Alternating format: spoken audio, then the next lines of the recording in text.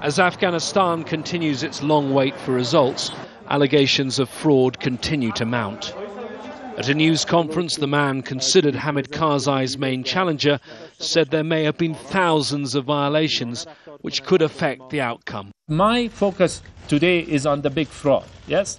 Big fraud which can have an impact on the outcome of the election. This has to be prevented.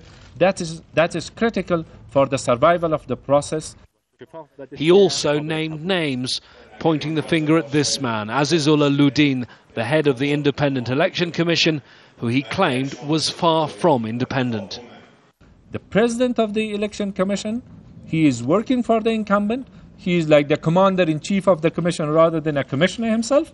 That's very obvious. There we don't have a faith on the chief of the Independent Election Commission.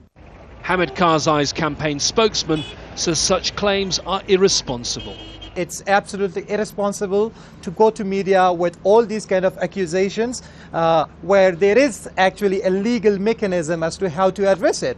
And we are not respecting the votes of the public.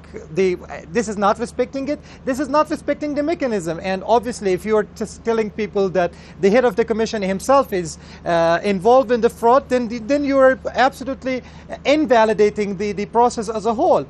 A formal investigation into possible irregularities has now been launched by a separate body, the Election Complaints Commission, whose chairman, Canadian Grant Kippen, was appointed by the UN. We will prioritize those complaints that we deem will impact the election results.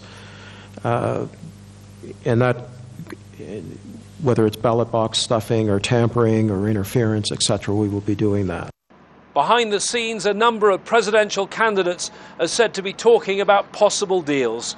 In this country, if no one gets more than 50% of the vote, the election goes to a second round.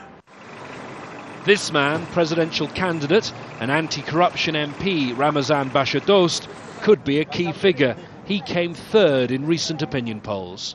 In this election, Abdullah and Karzai, men or women, tried to fraud this election.